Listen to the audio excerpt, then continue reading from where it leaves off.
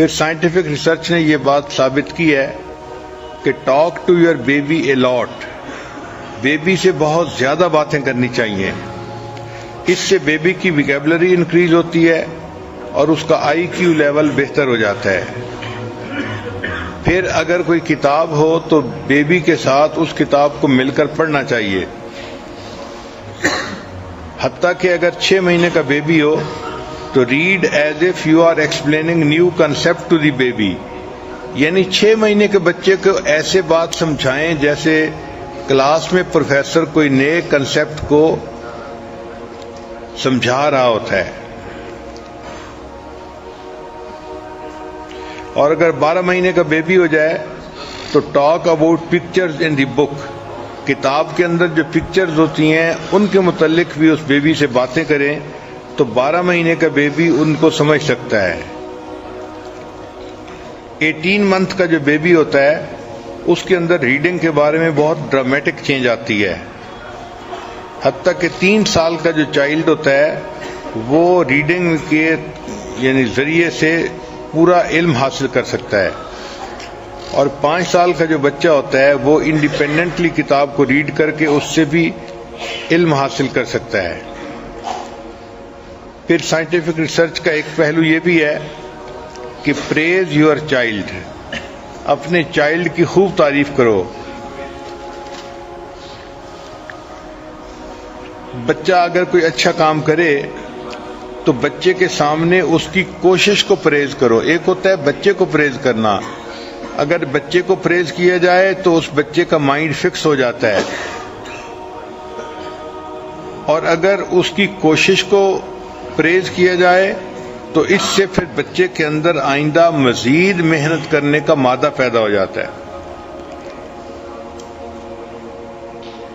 تو پریز اے by lingual baby, اس سے اس کا آئی کیو اور زیادہ بہتر ہو جاتا ہے.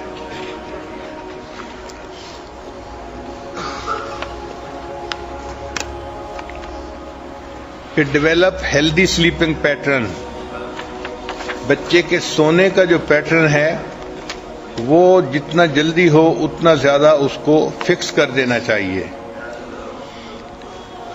ماؤں کو چاہیے کہ they should try to breastfeed the baby, اس سے ان کا آئی کیو لیول بہتر ہوتا ہے. بچے زیادہ ذہین ہوتے ہیں جو اپنی ماں کا دودھ استعمال کرتے ہیں.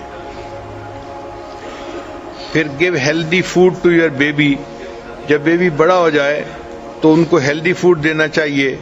سٹ with them and eat with them, ماں ان کے پاس بیٹھے، خود بھی کھائے، بچوں کو بھی کھلائے، اس سے بچوں کو زیادہ بینیفٹ ہوتا ہے.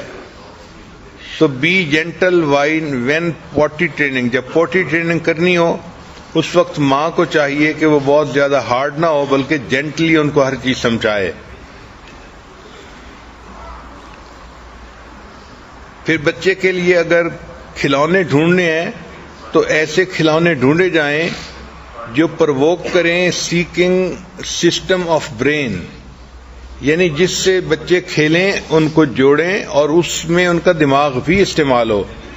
ایسے کھلونے ڈھونڈنے چاہیے.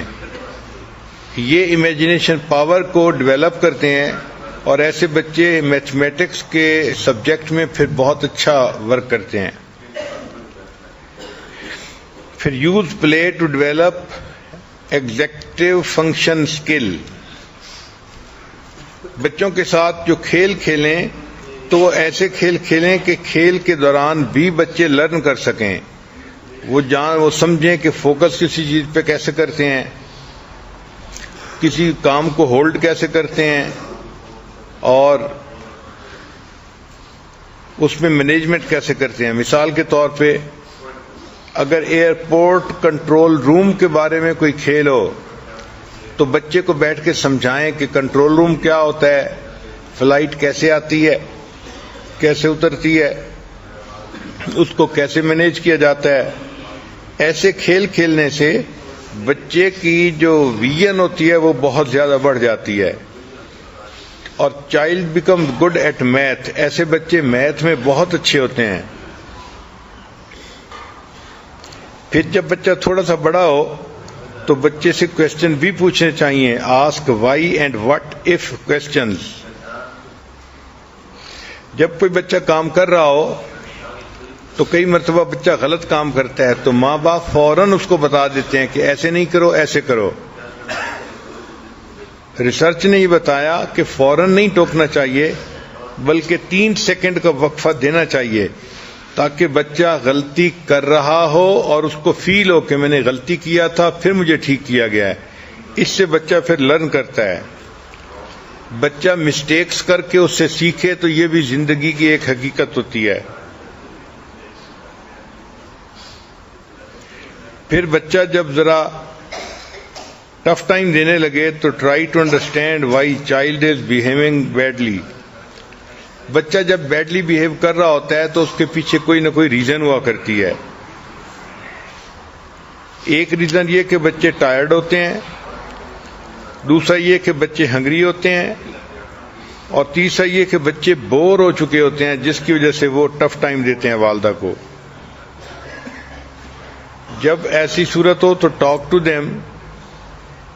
چائلڈ میں بی فیسنگ پرابلم، اس سے پوچھا کریں. بچے کو کوئی تکلیف ہوتی ہے، وہ کوئی اپنی بات بتانا چاہتا ہے تو ایسے وقت میں صرف بچے کو ڈانٹ ڈپٹ نہ کیا کریں بلکہ اس سے پوچھا کریں کہ تمہیں مسئلہ کیا ہے تو بچہ بتاتا ہے. پھر ایک ہوتا ہے بیبی کا ٹینٹرم، اس کو ڈیکوڈ کرنا پڑتا ہے. اگر یہ جو بچے کا ٹینٹرم ہے اس کے پیچھے کوئی ریزن ہے اس کی تو اس کو اگنور نہیں کرنا چاہیے بلکہ be compassionate with the baby. Baby کے ساتھ اس وقت ہمدردی دکھانی چاہیے.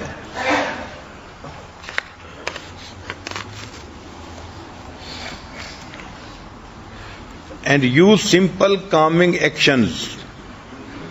ان کو ڈائریکٹ کریں. ہولڈ ہم، ہگ ہم اینڈ کس ہم. ڈونٹ پٹ ہم ان اے ٹائم آؤٹ روم. اس وقت میں ان بچوں کو کارنر میں کھڑا مت کیا کریں کیونکہ اس کے پیچھے کوئی ریزن ہوتی ہے. کئی مرتبہ بچے خواہ مخواہ ماں باپ کو پریشان کر رہے ہوتے ہیں، ان کو کہتے ہیں نیورو ٹینٹرم.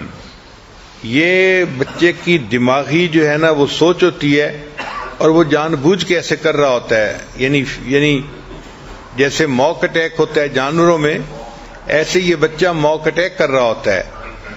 تو اس وقت میں بچے کو ہیلپ نہیں کرنی چاہیے. It is calculated deliberate behaviour. یہ جو نیورو ٹینٹرم ہے. They scream and shout. Don't give them what they want.